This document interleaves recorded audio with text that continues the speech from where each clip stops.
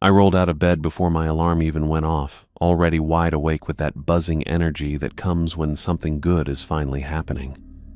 Today was the day.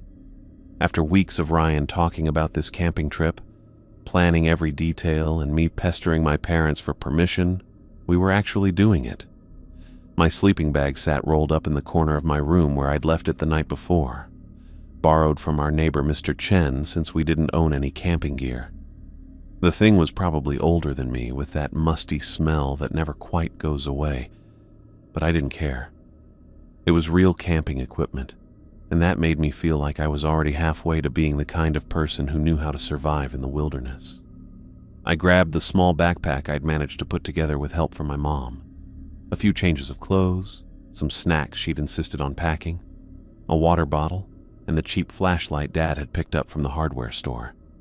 Not much compared to what Ryan would bring, but it was mine. The house was quiet. My parents were still asleep, which was probably for the best since Mom had spent most of yesterday evening listing all the ways this trip could go wrong. Bears, getting lost, falling off cliffs, food poisoning from improperly cooked camp food.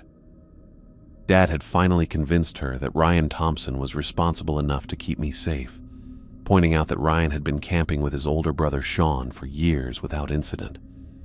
I trusted Ryan completely.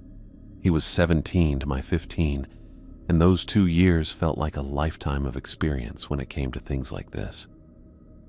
Ryan knew the mountains behind our neighborhood better than anyone. He'd been hiking those trails since he was my age, first with Sean, then on his own as he got older. The stories he'd told me about their adventures made me jealous every time. Sleeping under the stars, building fires from scratch, shooting at targets with Sean's rifle. Real outdoor stuff that I'd only seen in movies. Now it was my turn. I checked the clock. Still hours before Ryan was supposed to show up, but I couldn't go back to sleep. Instead, I double-checked my pack for the 5th time, making sure I hadn't forgotten anything important. The excitement was almost overwhelming. This wasn't going to be some family camping trip to a crowded state park with bathrooms and picnic tables. Ryan had promised to teach me actual survival skills, how to build a fire without matches if necessary, how to purify water from a stream, how to shoot his dad's rifle safely and accurately. The rifle part made me nervous and excited at the same time. Ryan had been talking about it for weeks, promising to show me proper shooting techniques and safety procedures. His dad had agreed to let him bring it as long as Ryan followed all the rules they'd established over the years. I'd never held a real gun before, let alone fired one. Mom would probably have another anxiety attack if she knew about that particular plan, which was why we decided not to mention it. I wandered downstairs and found Dad already in the kitchen, coffee mug in hand, reading something on his phone. "Couldn't sleep either?" he asked, looking up with a knowing smile. "Too excited, I guess." He nodded, taking a sip of his coffee. "I remember my first real camping trip. Your grandfather took me and your Uncle Jim up to the lake when I was about your age. I was awake at 5 in the morning, packed and ready to go."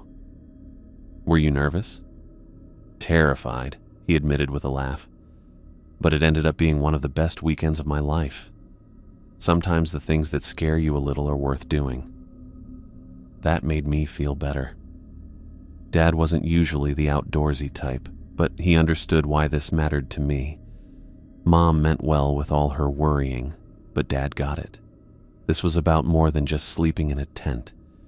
It was about proving I could handle something real and challenging. The morning dragged by. I tried watching TV but couldn't focus on anything. I attempted to start a book, but kept reading the same paragraph over and over. Eventually, I gave up and just sat on the front porch, watching the street and waiting for Ryan to appear. When he finally showed up in the early afternoon, I saw him coming from 3 blocks away. The rifle case slung over his shoulder was unmistakable, along with the massive backpack that looked like it could hold everything needed for a week in the wilderness. Ryan walked with that easy confidence he always had, like he belonged wherever he happened to be. "Ready for this?" he called out as he approached the house. "Been ready since 6 this morning." Ryan grinned, dropping his pack on our front steps. "Good," This is going to be awesome. I found the perfect spot last time I was up there. Hidden from the main trails, right next to this stream where the water's clear. You'll love it." Mom came outside then, probably drawn by our voices, and immediately looked at the rifle case with obvious concern. "That's staying properly secured, right?" she asked Ryan directly. "Yes, ma'am, Mrs. Martinez. My dad went over all the safety rules with me again this morning. It'll be locked in the case except when we're doing target practice, and Tyler won't handle it without supervision." "And you know exactly where you're going?"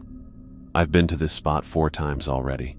It's about 3 miles up the mountain, following the trail that starts behind Tyler's neighborhood. The area's well marked, and I've got my GPS and compass as backup." Mom looked like she wanted to ask more questions, but Dad appeared behind her and put a gentle hand on her shoulder. "They'll be fine, Sarah. Ryan knows what he's doing." I shouldered my pack and said goodbye to my parents. Mom hugged me longer than usual, reminding me to be careful and to call if anything went wrong. Dad shook Ryan's hand and told him to take good care of me. Ryan and I walked to the end of our street where the paved road gave way to a dirt trail leading up into the foothills. I'd walked this path dozens of times, but never with the intention of actually camping overnight. It felt different now, more significant. "So, what's the plan?" I asked as we started up the trail. "Hike to the campsite first.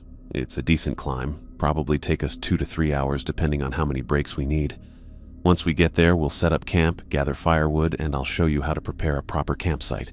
Then target practice while we still have good light, and after that we'll work on building a fire from scratch."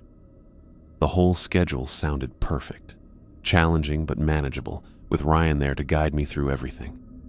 I'd been waiting for this opportunity for months, ever since Ryan first mentioned wanting to share his camping knowledge with someone who'd actually appreciate it.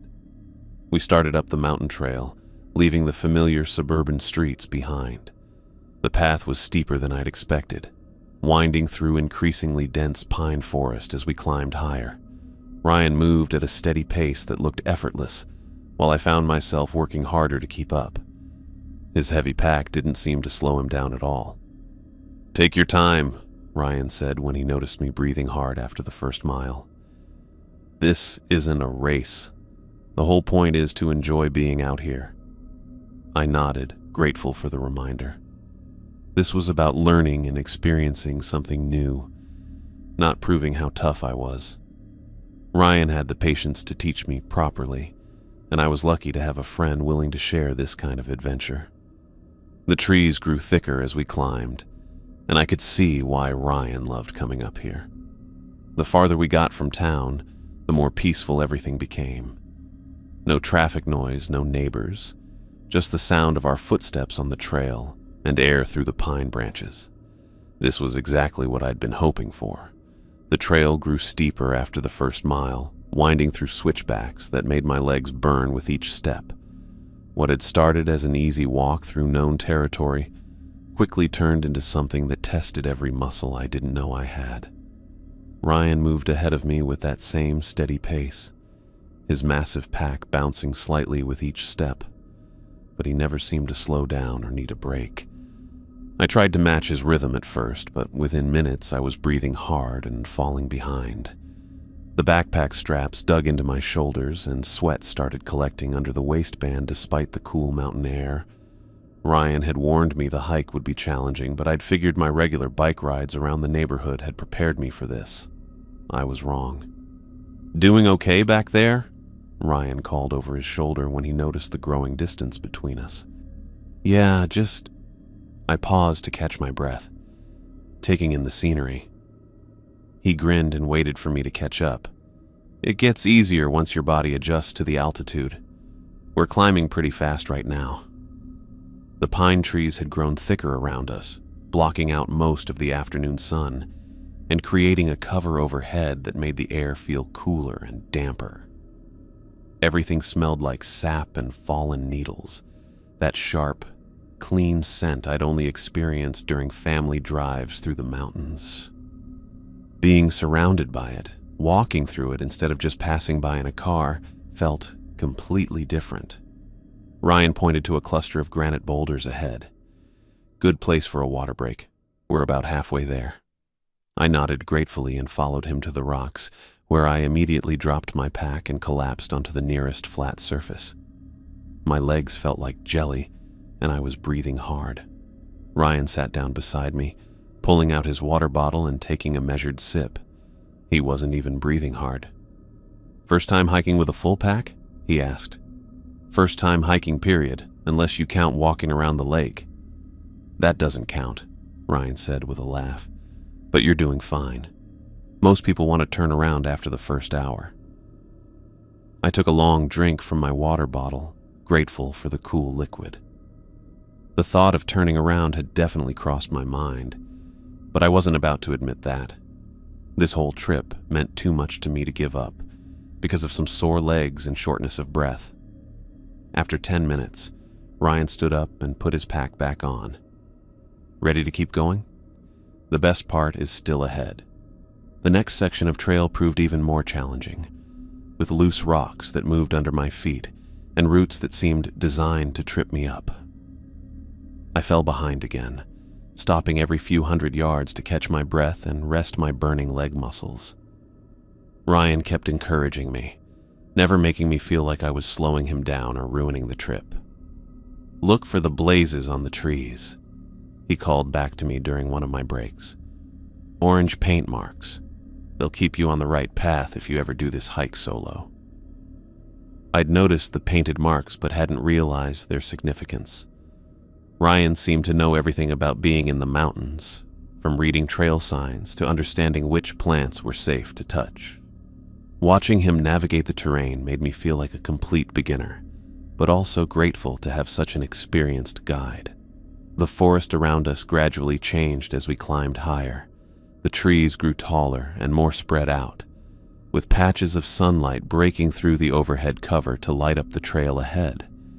I could hear the sound of running water somewhere in the distance, which Ryan confirmed was the stream near our campsite. "Almost there," he said during our final rest stop. "Maybe another 20 minutes." Those last 20 minutes felt like an hour. But finally, the trail opened into a clearing that took my breath away for reasons that had nothing to do with the altitude. The campsite Ryan had chosen sat beside a stream that ran crystal clear over smooth rocks, surrounded by tall pines that formed a natural border around the open space.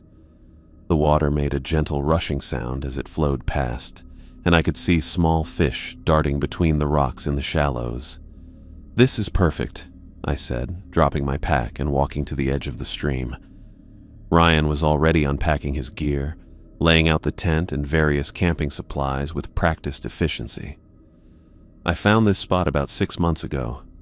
Nobody else seems to know about it, probably because it's not marked on any of the trail maps."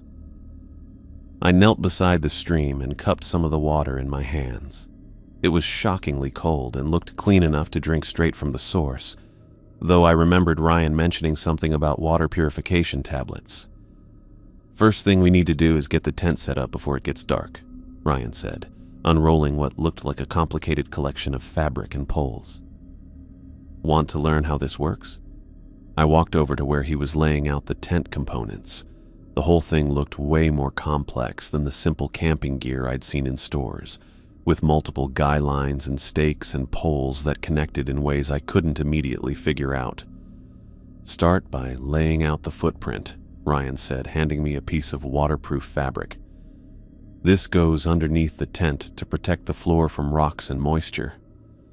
I spread the footprint across a level patch of ground, making sure it was positioned away from any obvious rocks or tree roots.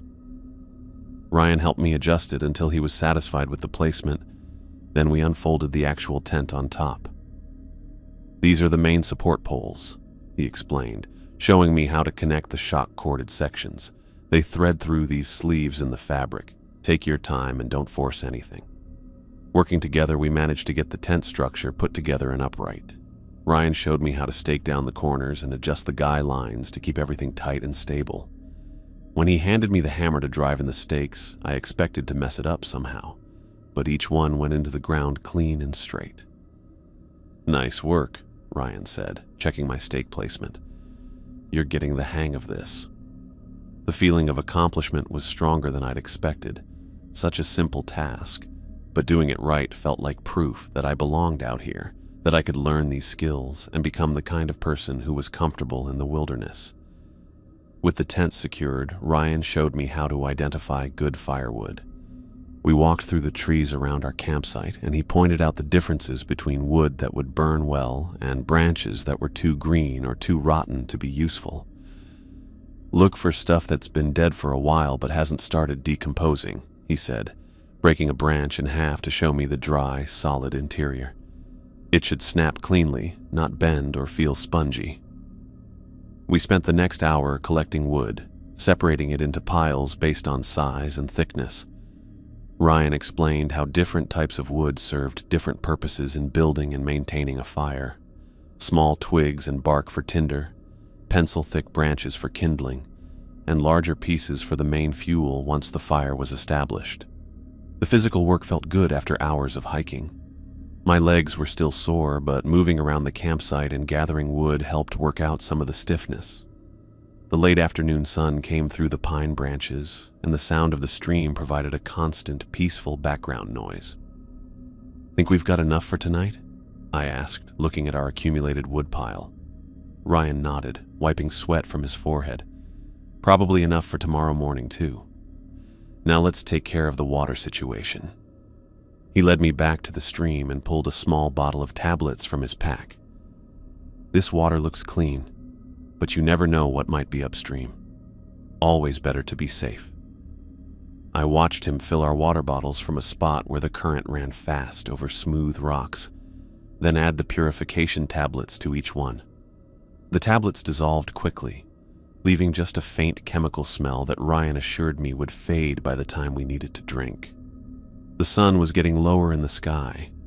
Everything we'd accomplished, the hike, setting up the tent, gathering firewood, preparing our water, felt like real achievements. This wasn't just playing at camping or pretending to be outdoorsy. We'd actually done it. Created a functional camp in the wilderness using skills that Ryan was patiently teaching me. I sat on a fallen log beside our fire ring, watching Ryan organize his gear and prepare for the evening ahead. The clearing around us was quiet except for the stream and occasional bird calls from the surrounding forest. No traffic noise, no neighbor conversations, no familiar suburban sounds. Just us and the mountains and the approaching night. The shadows had grown longer while we organized our gear, and I could feel the temperature starting to drop as the sun disappeared behind the tree line.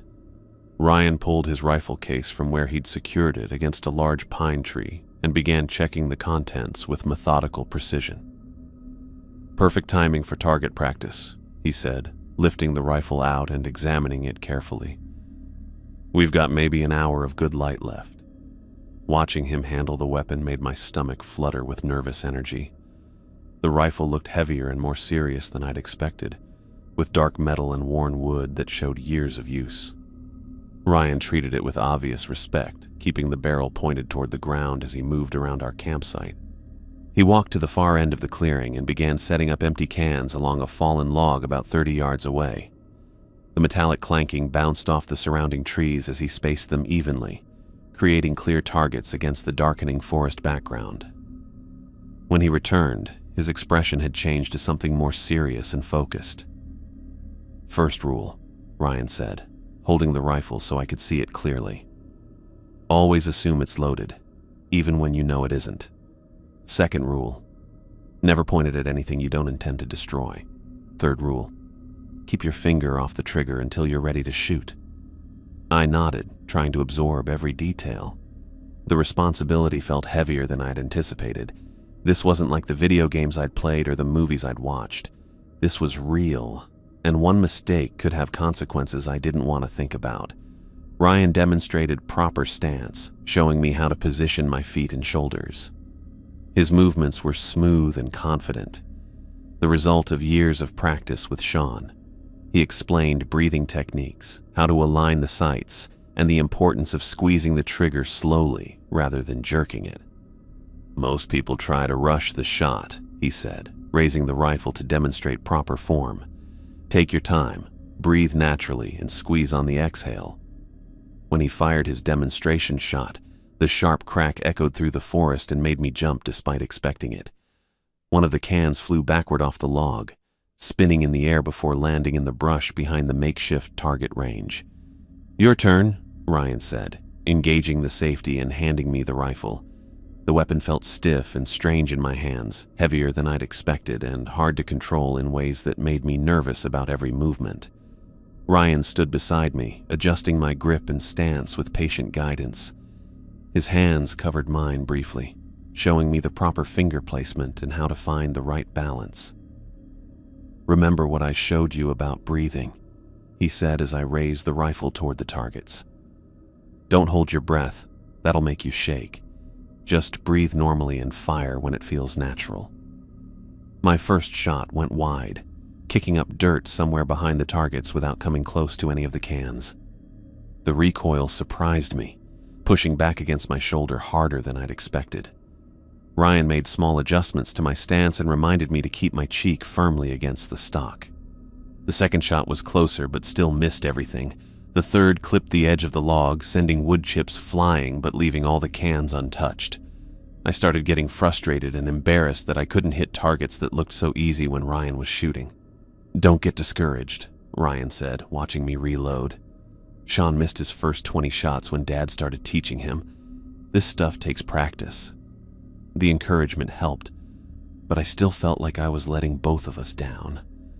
All those weeks of anticipating this moment, imagining myself becoming competent with outdoor skills, and I couldn't even hit a stationary can from 30 yards away. Ryan made more adjustments to my form, explaining how small changes in grip or stance could affect accuracy. He showed me how to use the rifle sling for additional stability, and reminded me about trigger control. His patience never wavered, even as I missed shot after shot. On my 7th attempt, something clicked. The rifle felt more natural in my hands. The breathing came easier, and when I squeezed the trigger, I watched one of the center cans explode backward in a satisfying metallic clatter. "There you go!" Ryan shouted, grinning with genuine excitement. "Perfect shot!" The rush of success was stronger than anything I'd felt during our hike or camp setup. Actually hitting the target, proving I could learn these skills and apply them successfully, made me feel like I'd crossed some important line. This wasn't just playing at being outdoorsy anymore. I'd actually done something that required real skill and concentration. My next shot missed, but the one after that sent another can spinning off the log. Ryan's pride was obvious, and he clapped me on the shoulder with the kind of enthusiasm that made me understand why he enjoyed teaching these skills.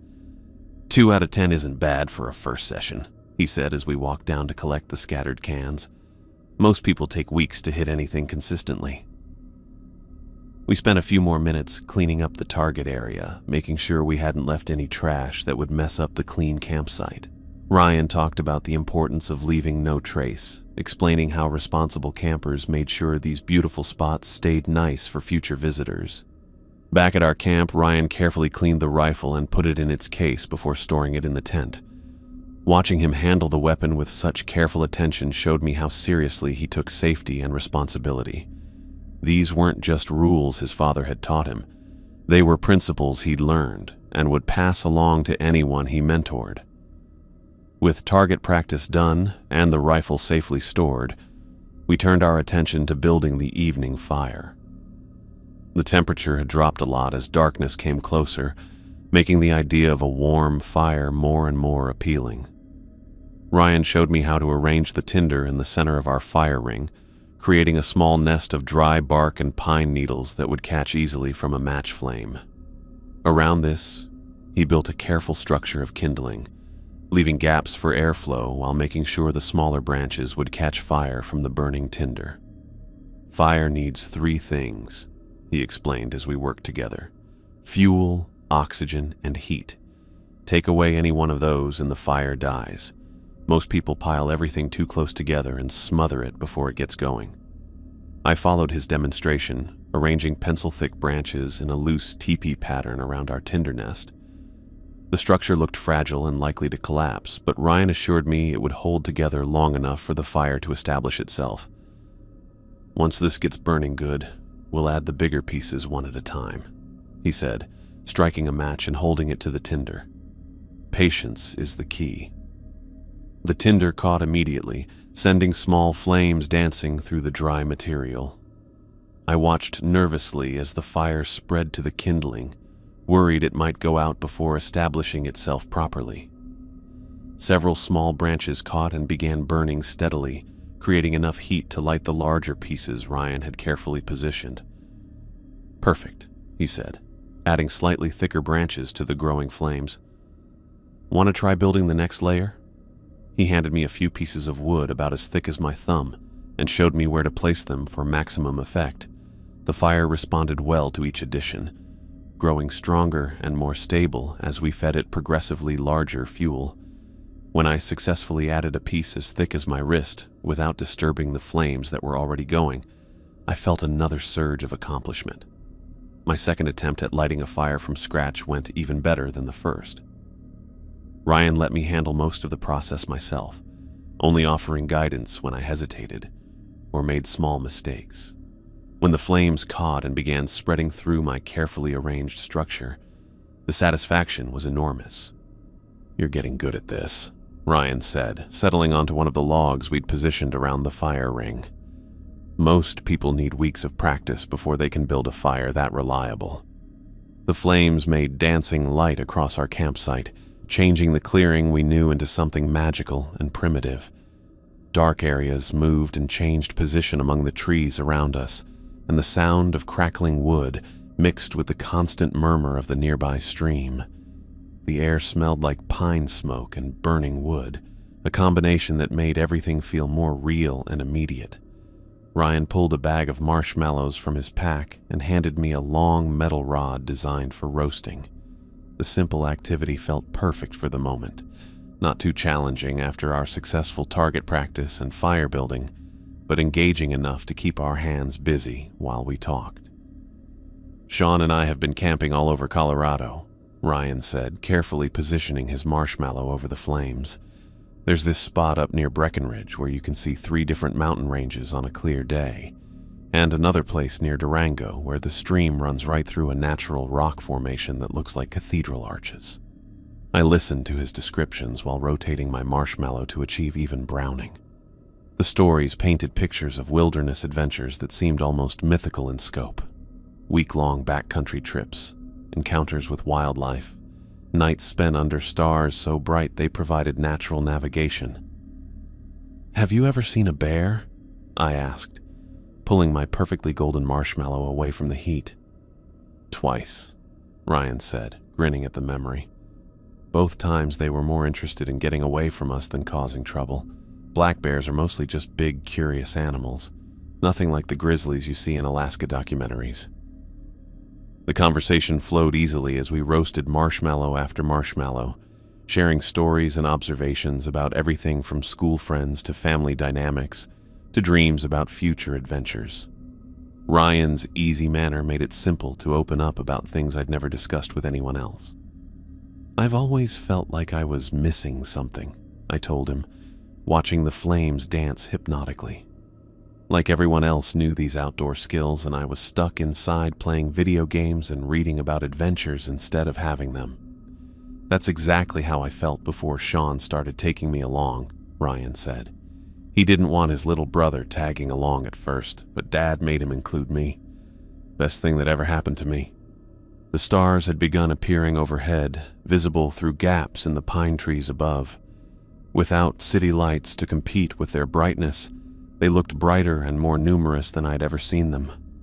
The crackling fire, star-filled sky, and easy conversation with my best friend made me feel more content than I'd ever felt before. Ryan pointed out several constellations, sharing stories Sean had taught him about navigation using star patterns. The knowledge seemed both practical and romantic, connecting our modern camping trip to centuries of human exploration and adventure. "This is exactly what I hoped it would be like," I said, leaning back against my log and looking up at the expanding field of stars. "What do you mean?" "All of it. The hike, learning to shoot, building the fire, sitting here talking. I've been imagining this for months, but actually doing it is even better than I expected." Ryan nodded, stirring the fire with a long stick and sending sparks flying up into the darkness. There's something about being out here that makes everything else seem less important. All the school drama and family stress and future planning, none of it matters when you're just focused on keeping the fire going and enjoying the moment. The peaceful feeling got stronger as we sat together in comfortable silence. The fire kept us warm against the cool mountain air. The stream made its constant, gentle noise, and the forest around us felt safe rather than scary. Everything about the experience made me more confident that I belonged in places like this. I couldn't remember ever feeling happier or more content than I did sitting beside that fire, full of successfully roasted marshmallows, surrounded by wilderness I was learning to navigate and appreciate. The day had given me everything I'd hoped for and more, proving that months of waiting and planning had been worth it. This was exactly what camping was supposed to be like. I was in the middle of asking Ryan about his favorite camping spot when he suddenly stopped responding. Not just stopped talking, stopped everything. His marshmallow roasting stick froze halfway to his mouth and his whole body went stiff like he'd heard something that needed his complete attention. "What is it?" I asked, looking around our campsite for whatever had caught his focus. Ryan's head turned slowly toward the dark tree line beyond our fire's reach. The flames gave enough light to show maybe 15 feet in any direction, but past that, everything dissolved into solid black. I followed his stare, trying to see whatever had grabbed his attention so completely. Nothing. Just pine trees creating thick darkness and the occasional movement of branches in the mountain breeze. "Ryan," I tried again, keeping my voice low in case he was listening for something specific. He raised his hand without looking at me, fingers spread in a clear signal for silence. His entire posture had changed from the relaxed, friendly guy who'd been teaching me outdoor skills all day. Now he sat forward on his log, shoulders tense, head tilted like a hunting dog picking up a scent. The fire crackled between us, sending sparks spiraling up toward the stars. Our collected firewood sat in neat piles beside the ring, and the stream continued its gentle murmur a few yards away. Everything looked exactly the same as it had moments before, but something felt different. The comfortable bubble of warmth and safety that had surrounded our camp suddenly seemed fragile. Ryan remained motionless for what felt like several minutes, but was probably only 30 seconds. His eyes never left the darkness beyond the trees, and I found myself following his stare, searching for movement or unusual sounds.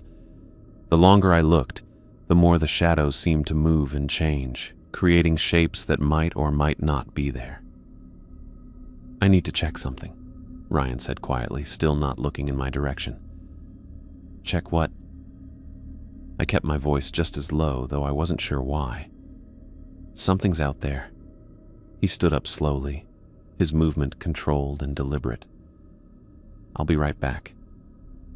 "Wait!" I scrambled to my feet, not liking where this was heading. "We agreed to stick together, remember?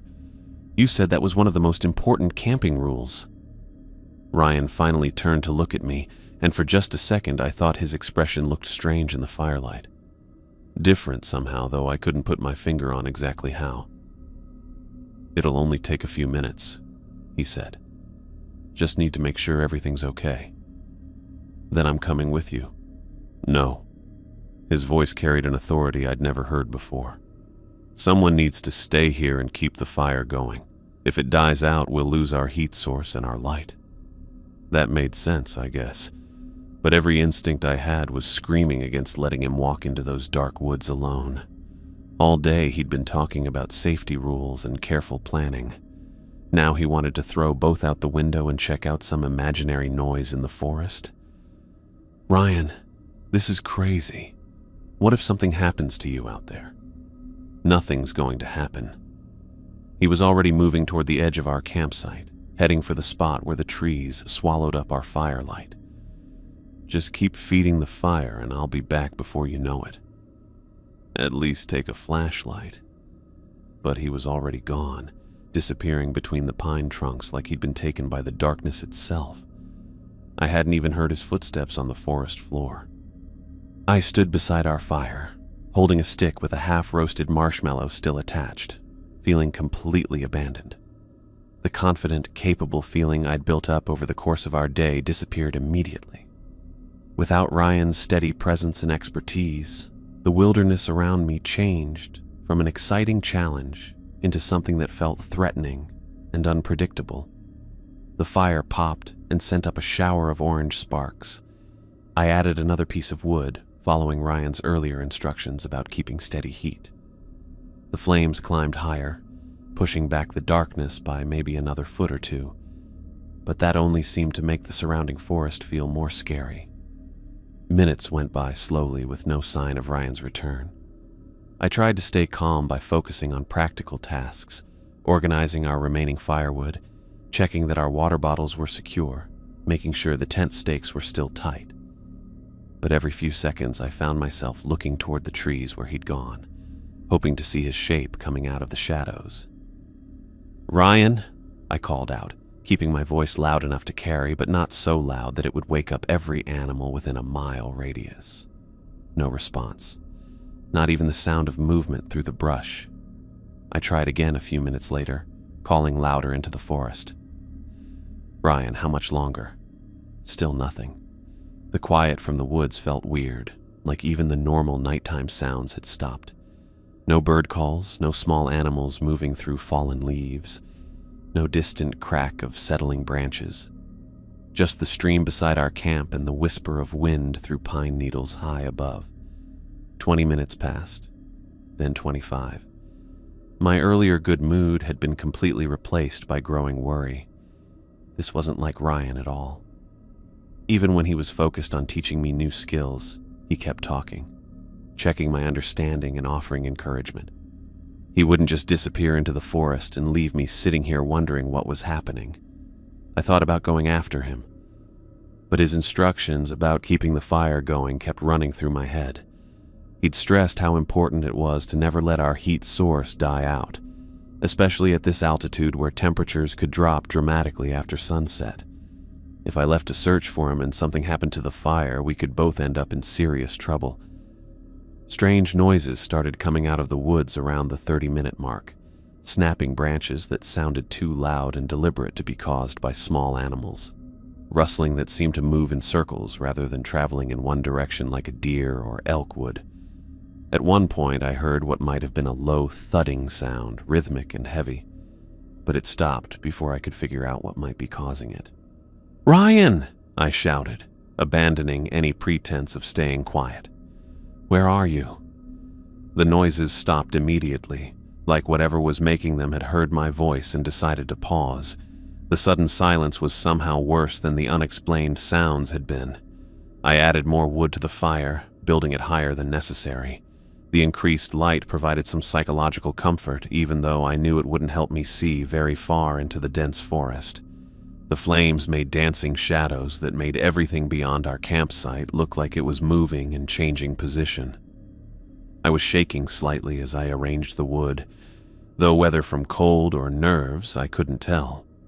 The temperature had dropped significantly since Ryan left, and without his presence to anchor my confidence, every shadow looked potentially threatening.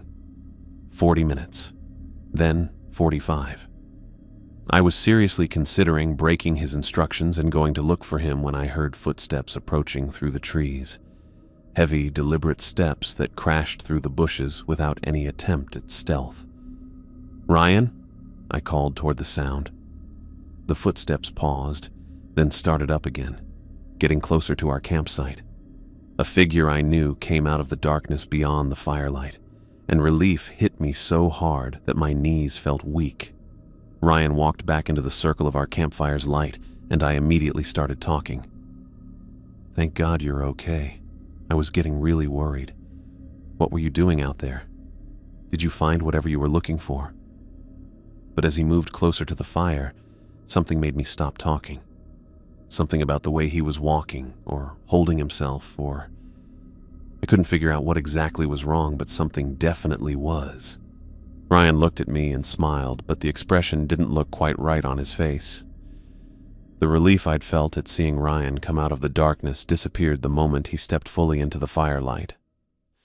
Mud streaked across his face in thick, dark smears that looked like he'd been lying face down in swampy ground. His jacket and pants were caked with the same dark earth, and bits of leaves and debris clung to his hair like he'd been crawling through brush. But it wasn't the mud that made my stomach tighten with worry. It was his face.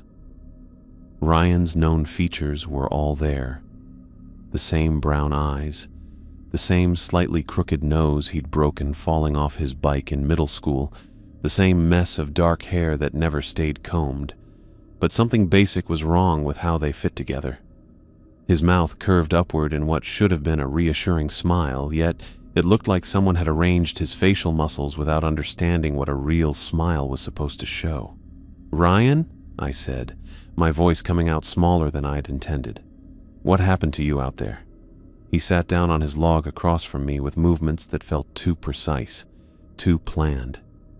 Every gesture looked rehearsed rather than natural, like he was focusing on how to sit properly. The Ryan I knew moved with easy confidence, flopping down wherever was convenient and adjusting his position without thinking about it. "Just checking the perimeter," he said, that strange smile never wavering, "making sure we don't have any animal problems." The explanation hit me wrong immediately. In all our conversations about camping safety, Ryan had never once mentioned concerns about wildlife wandering into our campsite. He talked about proper food storage and keeping a clean camp, but never about animals being a direct threat that required perimeter checks. Bears and mountain lions, according to Ryan's earlier explanations, avoided human contact and would smell our fire from miles away. "Animal problems?" I asked. "You never said anything about that before."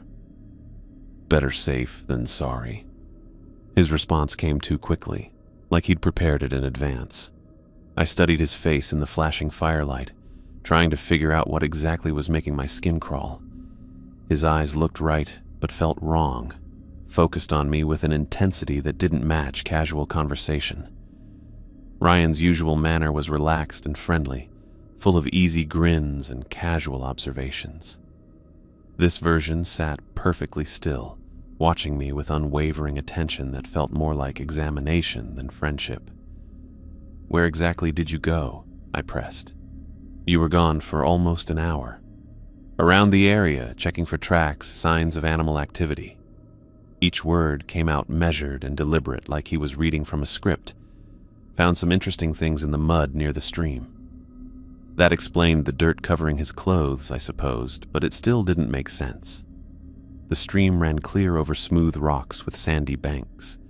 I hadn't seen any muddy areas during our earlier water collection, and certainly nothing that would explain why Ryan looked like he'd been wrestling in a swamp. He leaned forward slightly, and the firelight caught his expression in a way that made me move uncomfortably on my log.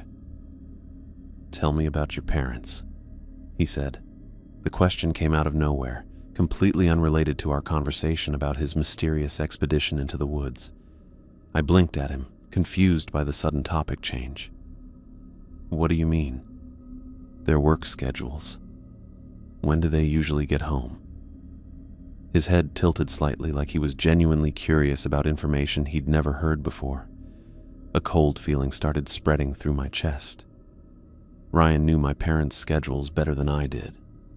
He'd been eating dinner at our house for years, timing his visits perfectly to avoid my mother's late meetings and my father's weekend projects.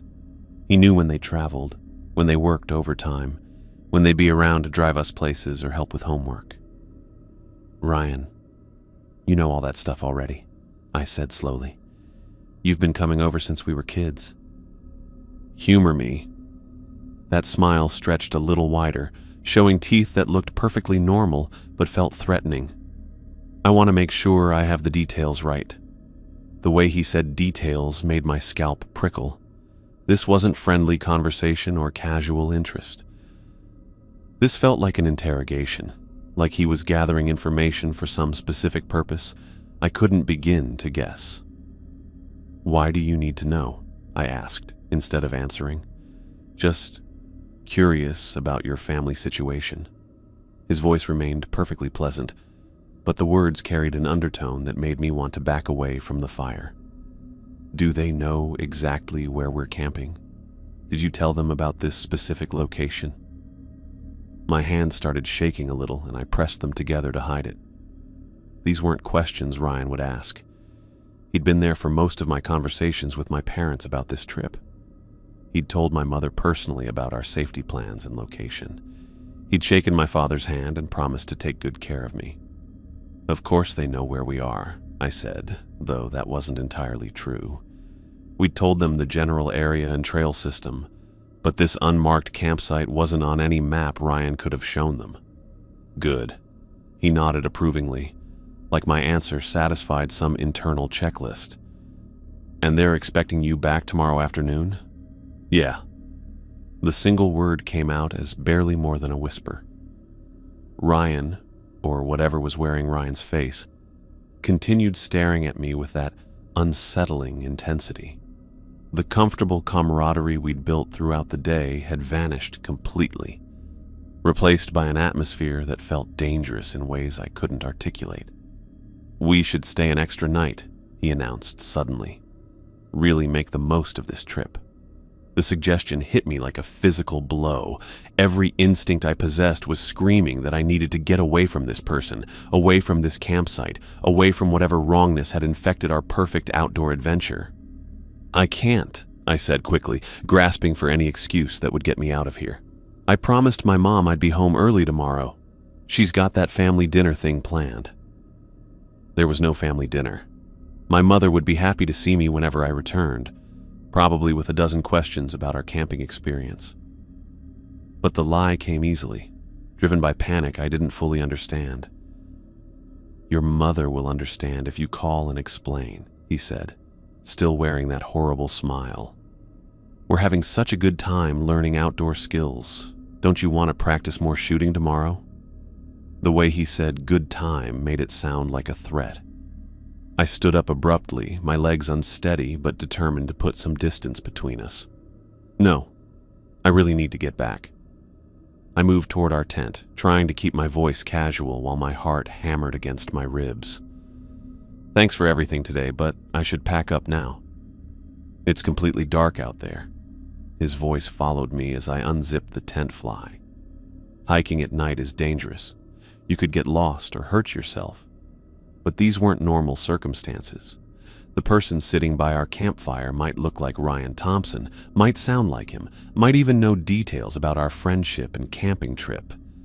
But every part of me was convinced that my best friend wasn't behind those eyes anymore. I pulled my sleeping bag from the tent and began stuffing it into my backpack. The camping gear that had seemed so exciting this morning now felt like prison equipment I needed to escape. Tyler. The voice was patient, almost gentle, but it made my skin crawl. You're being irrational. Sit back down and let's talk about this. I ignored him, focusing on cramming my clothes and supplies into the pack as quickly as possible. My movements were clumsy and rushed, but I didn't care about organization or proper packing technique. I just needed to get my gear together and go immediately. Where are you going to go? He asked, still using that reasonable tone that felt like mockery. You don't know these trails well enough to navigate in the dark. That was true. I'd followed Ryan's lead during our entire hike up the mountain, paying attention to the scenery rather than memorizing landmarks or trail markers. Without his guidance, I'd probably get lost within the first mile, but I'd rather spend the night wandering through dark forest than sit here another minute with whatever was pretending to be my friend. I'll figure it out, I said, shouldering my pack and clicking on my flashlight. Ryan made no move to pack his own gear or prepare for departure. He just sat there watching me with that unsettling smile, like my panic and desperate preparations were entertaining rather than concerning. This is a mistake, he said as I checked my pack straps and tested the flashlight beam. You're going to get yourself hurt out there. Maybe. But staying here felt way more dangerous than anything the dark mountain trails could offer.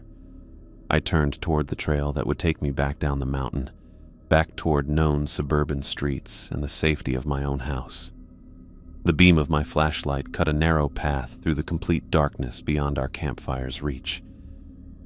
"I'm hiking back down right now," I announced, not looking back at the thing wearing Ryan's face. Tonight, I stepped onto the trail with my flashlight cutting a narrow beam through the complete darkness ahead. The known path that had seemed manageable during our afternoon climb now looked dangerous and uncertain, with shadows moving around every rock and root that could trip me up.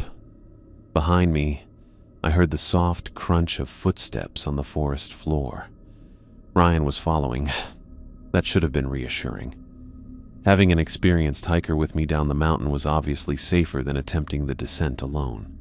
But instead of relief, his presence sent cold dread crawling up my spine. The footsteps kept a steady rhythm about 10 feet behind me, never getting closer, never falling back. I focused on placing each step carefully, testing loose rocks before putting my full weight down and using my free hand to steady myself against tree trunks when the path grew steep. The flashlight beam showed maybe 6 feet of trail ahead, leaving everything beyond that swallowed by thick blackness. Pine branches reached across the path at head height, forcing me to duck and weave around obstacles I could barely see coming. "Watch that root," I called back, pointing my light toward a thick pine root that stretched across the trail like a tripwire. No response. Just the continued sound of steady footsteps moving around the obstacle I'd warned about. The silence felt heavy, pressing down on the forest around us. During our hike up the mountain, Ryan had kept up a constant stream of commentary about trail conditions, local wildlife, proper hiking technique, and random stories about previous camping trips with his brother Sean. He'd pointed out interesting rock formations, identified bird calls, and shared detailed explanations about everything we encountered. Now he moved through the darkness without saying a word. "This section's pretty steep," I said, after we'd been walking for maybe 20 minutes. "Remember you said the switchbacks would be tricky in the dark?" Silence. Just those steady footsteps keeping pace behind me. I tried again a few minutes later when my flashlight showed a section where the trail split around a huge boulder. "Which way do we go here? Left or right?" "Right," came the flat single-word response. The word carried no emotion, no explanation, no hint of the detailed answers Ryan usually gave about which way to go. Just a basic answer that felt like it came from someone reading trail directions off a card. My hands were shaking a little as I held the flashlight, though I couldn't tell if it was from cold or nerves. The temperature had dropped a lot since we'd left the warmth of our campfire, and my breath made small puffs of vapor in the beam of my light. But the physical cold felt minor compared to how creeped out I was by Ryan's weird behavior. Every few minutes I looked back, swinging my flashlight beam to check on him. Each time, the light showed the same thing: Ryan walking steadily along the trail, keeping that exact same distance, wearing that same wrong smile. He never stumbled, never stopped to check his footing, never showed any sign of trouble walking the rocky path in near total darkness. That bothered me more than I could explain. I was struggling with every step of this descent, testing each foothold and grabbing branches for support when the trail got steep. My legs felt unsteady from the long day of hiking, and the heavy pack threw off my balance on the tougher sections. But Ryan moved with perfect confidence, like he could see the entire trail clearly mapped out ahead of him. "How are you not having trouble with this?" I asked during a particularly tricky stretch where loose rocks made every step treacherous. "Fine," came the immediate response.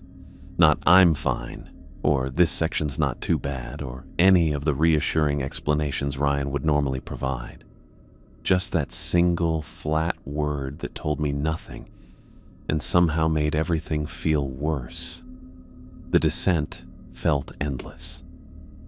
My cheap flashlight began dimming after the first hour, the beam growing weaker and more yellow as the batteries drained. I should have thought to bring backup batteries, but this morning's packing had been focused on excitement rather than practical preparation. Now I was paying for that oversight as my only source of light slowly failed.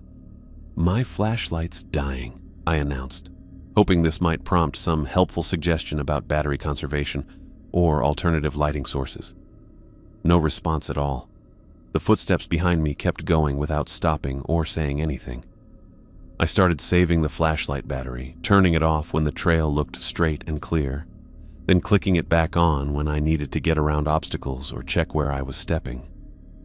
This made the walk even more nerve-wracking, with long stretches of walking through complete darkness while trusting that the path kept going ahead. During one of these dark parts, I almost walked straight into a low-hanging branch that would have caught me across the face. Only a last-second instinct made me duck, feeling pine needles brush against my hair as I passed underneath. "There's a low branch here," I called back, clicking my light on to illuminate the hazard. Again, no response. No thanks for the warning, no talk about trail maintenance or seasonal growth patterns. Nothing. The wrongness of it all was becoming too much. This wasn't how Ryan acted under any circumstances. Even when he was focused or working on something challenging, he kept up that constant stream of observations and conversation. Silence was simply not part of his personality, but the thing following me down this mountain trail had no interest in talking. We reached another rest stop, where granite boulders provided flat surfaces for sitting and catching our breath. During our afternoon climb up, Ryan had pointed out this as the halfway point and suggested we take water breaks here. Now I desperately needed to rest my aching legs and check my remaining gear. I sat down on the nearest flat rock and pulled out my water bottle, taking careful sips while listening for any sound from my companion. The footsteps had stopped when I stopped, but I heard no rustling of gear, no sounds of someone sitting down for a rest, no quiet breathing that would show another person nearby. "You okay back there?" I asked the darkness. "Yes." The response came from exactly the same location where the footsteps had stopped, but I couldn't see anything when I aimed my dying flashlight in that direction. Just empty trail disappearing into black forest. I stayed seated for maybe 5 minutes, hoping the rest would help my shaking legs and give me time to think through what was happening. But the heavy silence made relaxation impossible. Every few seconds, I swept my light beam across the trail behind me, and each time the weak yellow glow showed nothing but pine trees and rocky ground. "Ready to keep going?" I asked, standing up and shouldering my pack. "Yes," came that same flat response from the darkness. As soon as I started walking, the footsteps started up again in their steady pattern 10 feet behind me. Never closer, never farther, keeping that exact same distance like something was measuring the space between us. The final hour going down was the hardest. My flashlight had gotten so weak, it barely gave off any light, so I had to move slowly and feel around for good footing. The trail got steeper as we got closer to the bottom of the mountain, with loose gravel that moved under my feet and sent small rocks rolling down the slope ahead of me. I fell twice during this part, catching myself on my hands and knees when my foot slipped on unsteady ground. Both times I called back warnings about the dangerous conditions, and both times got no response. The footsteps behind me never stopped or showed any sign of trouble with the same obstacles that were giving me so much problems. By the time I saw the first streetlight shining through the trees ahead, my nerves were completely shot. The orange glow of suburban lighting had never looked so welcoming, meaning safety and normal life after hours of walking through dangerous darkness with something that wore my best friend's face. The trail ended at a residential street about 3 blocks from my house. I stepped onto the asphalt and turned around, finally able to see more than just a few feet in any direction, thanks to the streetlights. Ryan stood exactly where the trail met the pavement, not moving in the pale orange light. His clothes were still clean of the mud and debris that had covered him at the campsite, as if the long hike through rough forest conditions hadn't affected him at all. That wrong smile stayed on his face, and his eyes reflected the streetlight in a way that made my stomach turn with fresh worry. "Well," I said, my voice sounding artificially cheerful in the sudden quiet of sleeping suburbia. "Thanks for coming down with me. I guess I'll see you later." He didn't respond, didn't move, just stood there watching me with those eyes that looked like Ryan's but felt completely different. I waited for him to say something about getting his gear from the campsite, or making plans for getting his tent and camping equipment, or at least saying something about the outdoor adventure we'd shared. Instead, he stayed perfectly still, like a statue positioned at the entrance to the mountain trail. "Are you going back up to get your stuff?" I tried. Nothing. The smile never went away, and those wrong eyes never stopped staring at me. A chill that had nothing to do with the cool night air ran through my body. I backed away slowly, my footsteps bouncing off the quiet houses around us. "Okay then, I'll talk to you soon." Still no response. No goodbye. No acknowledgement. No sign that the thing standing at the trail entrance had ever been my friend, or cared about our years of friendship. I turned and walked quickly toward my house, my backpack bouncing with each hurried step. At the first corner, I looked back and saw the figure still standing in exactly the same position, outlined against the streetlight like a motionless guard at the entrance to the dark mountain trail. 2 blocks later, I looked back again. The figure stayed in place, not moving. Even when I reached my front porch and fumbled for my house keys, I could still see that distant shape standing beneath the streetlight, waiting, watching, wearing Ryan Thompson's face while being something else entirely. I unlocked the front door and slipped inside, immediately turning the deadbolt behind me. Through the living room window, I could just make out the streetlight where I had left that thing standing, but from this distance, I couldn't tell if it was still there or not. The warmth and safety of my own house felt like a blessing after hours of growing dread in the mountain darkness. But even surrounded by comfortable furniture and family photos, I couldn't shake the image of those wrong eyes staring at me with patient, inhuman interest. Whatever had followed me down that trail, it wasn't my best friend Ryan Thompson. And the realization that something else had been wearing his face, learning about my family, asking about my parents' schedules, filled me with a terror I'd never experienced before. I woke up late Sunday morning with sunlight coming through my bedroom curtains and the uncomfortable feeling that something big had changed in my world. The digital clock on my nightstand said 11:47 a.m., which meant I'd slept for nearly 12 hours since getting into bed after that nightmare hike down the mountain. Rolling over, I grabbed my phone from the nightstand and scrolled to Ryan's number. My thumb stayed over the call button for a moment before I pressed it, listening to the familiar ringtone while looking at the ceiling. Straight to voicemail. Ryan's cheerful recorded voice told me to leave a message and he'd get back to me soon. "Hey, it's me," I said after the beep. "Just wanted to make sure you made it back up the mountain okay and got all your gear. Call me back when you get this." I hung up and set the phone aside, but the knot in my stomach didn't go away. Ryan always had his phone with him. Always. He'd answer calls during family dinners, text back within minutes of getting messages, and get really annoyed when his battery died and he couldn't stay connected. The shower helped wash away the dirt and sweat from our hiking adventure, but it couldn't clean away the memory of that wrong smile or those questions about my parents' schedules. Standing under the hot water, I kept replaying our final conversation at the campsite, trying to convince myself that being tired and it being dark had made Ryan's behavior seem stranger than it actually was. Maybe he'd been more tired than he let on. Maybe the stress of leading an inexperienced hiker through difficult terrain had affected his usual cheerful personality. Maybe that weird interrogation about my family had been his awkward way of making conversation while dealing with being tired. But even as I tried to rationalize what had happened, I couldn't shake the feeling that something had been seriously wrong with my best friend. Downstairs, I found my parents reading the Sunday paper over coffee and leftover pancakes.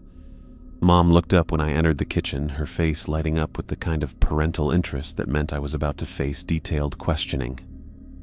"There's our wilderness explorer," she said, setting down the local news section. "How was your big camping adventure? Did you boys have fun up there?"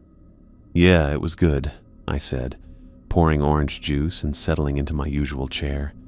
"Ryan taught me a lot about outdoor stuff." "Did you build fires and do all that survival training Ryan was talking about?" Dad asked, glancing up from the sports page. "We did some of that."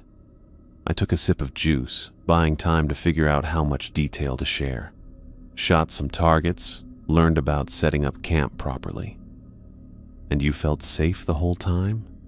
Mom's voice carried the edge of concern that had colored most of our pre-trip conversations. "No problems with wildlife or getting lost?" Everything was fine. Ryan really knows what he's doing out there.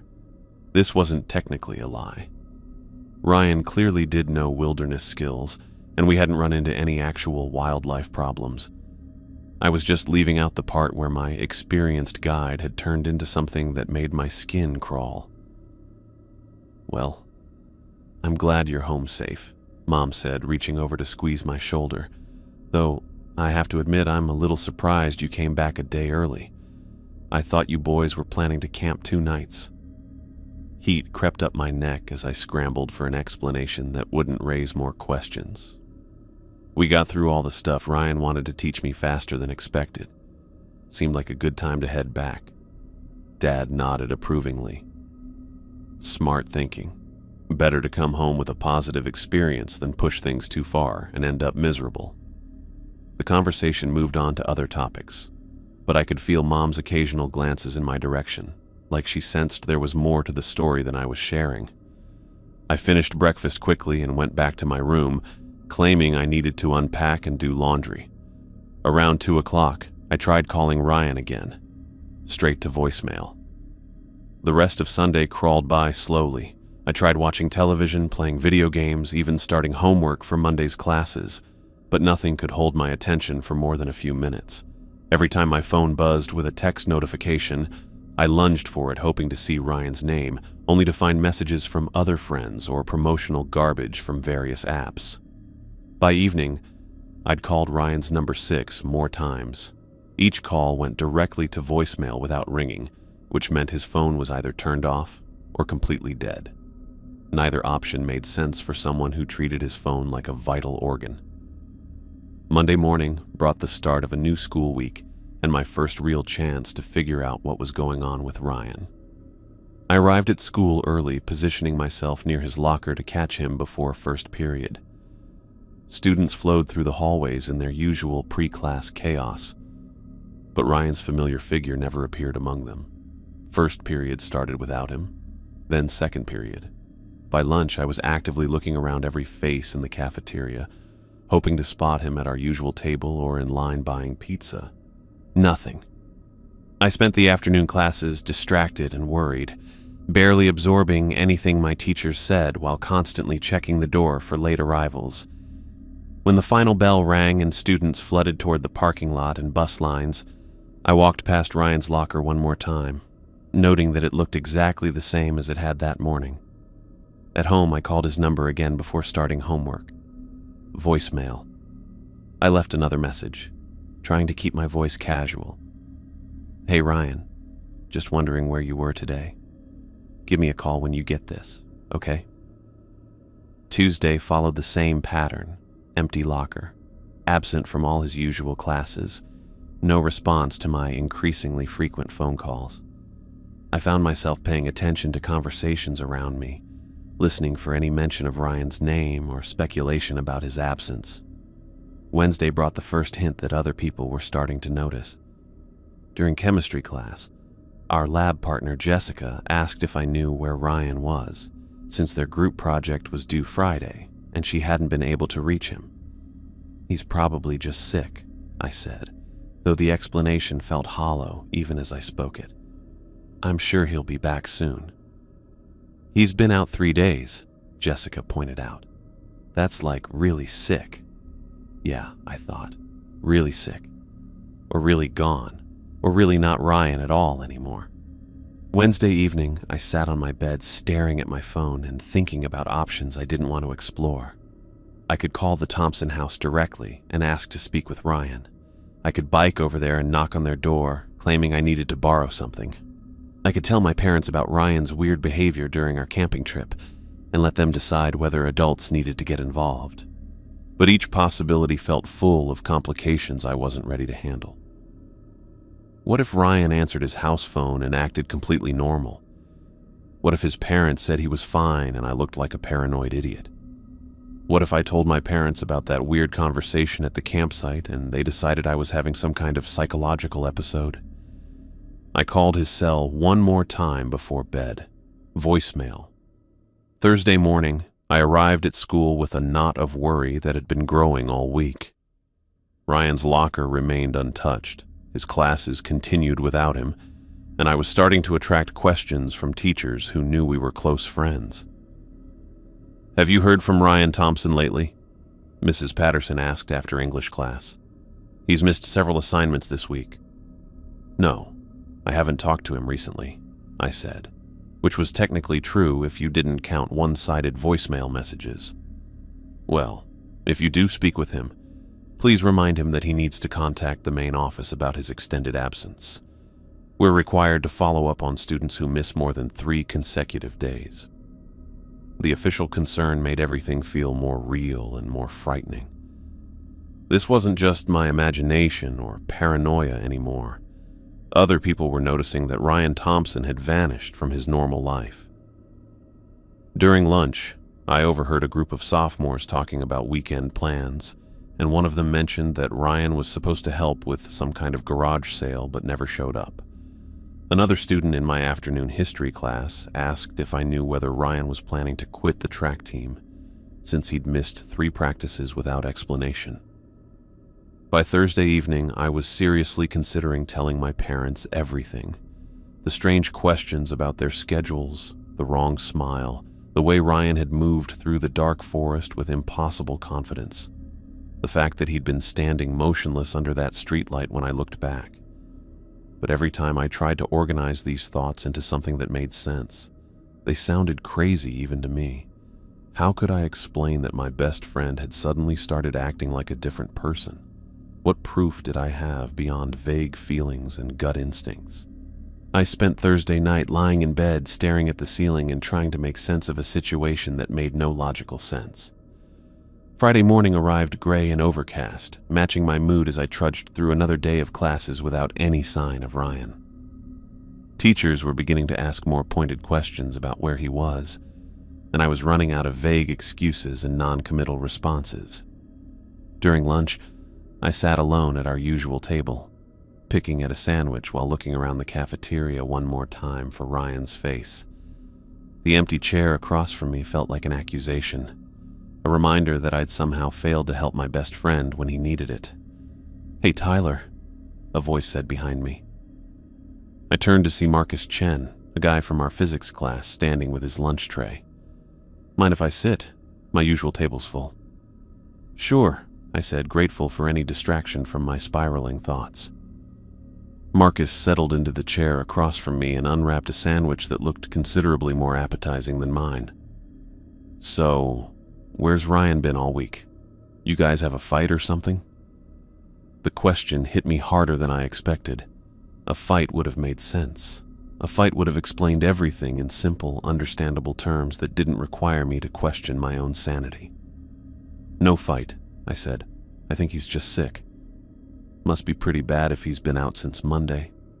Marcus took a bite of his sandwich and studied my face with casual curiosity. "You look kind of stressed about it. Everything okay?" "Yeah, everything's fine." The lie came automatically, but I could hear the strain in my own voice. "Just worried about him, you know?"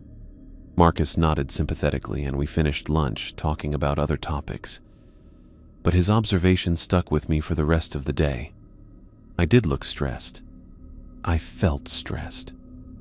The constant low-level anxiety about Ryan's disappearance was affecting how I moved through the world, how I interacted with other people, how I focused on basic tasks.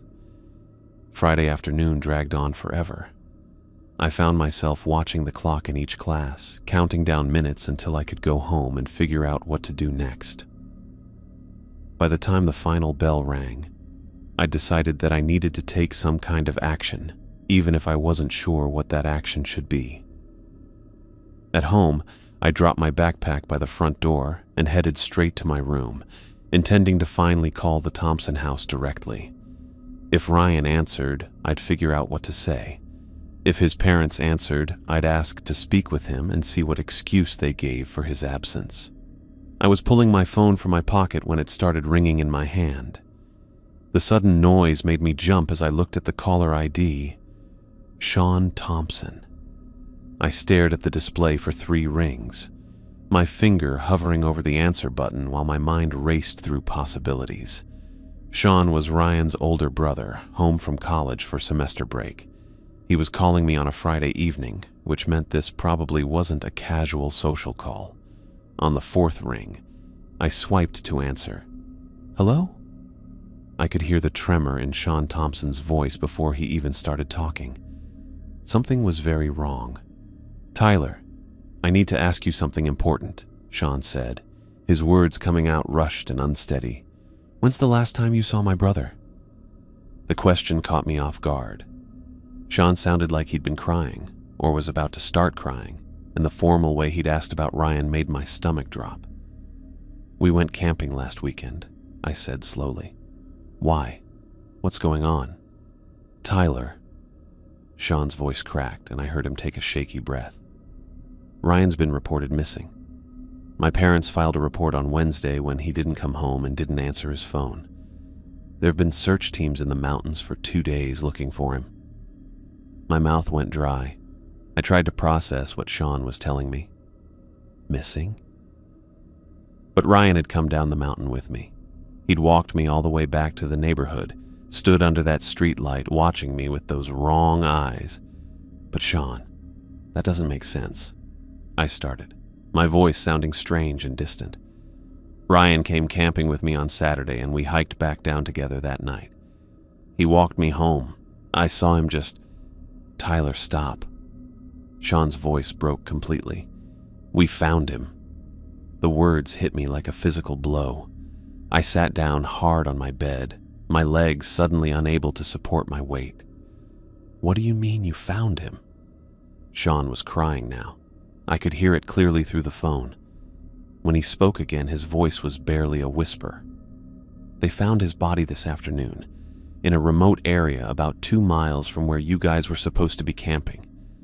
Tyler, the medical examiner, said he's been dead for over a week. The room started spinning around me. My vision blurred at the edges as Sean's words repeated in my head.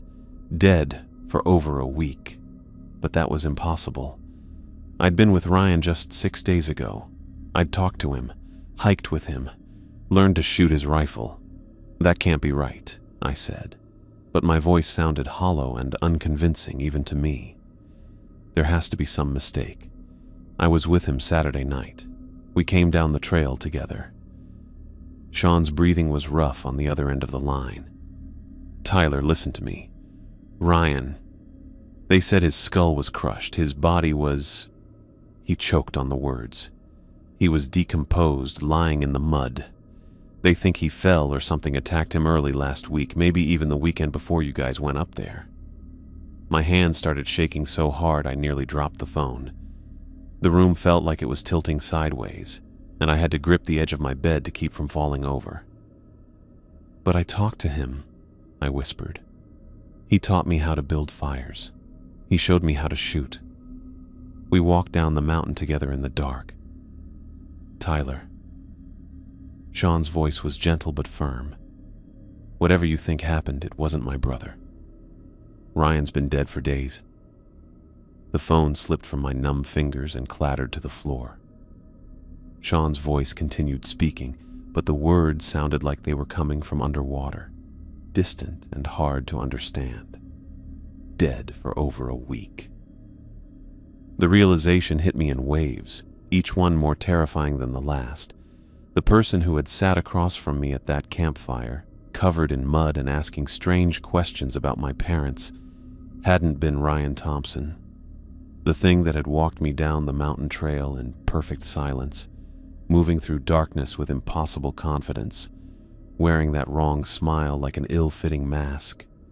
Something else had been using Ryan's face.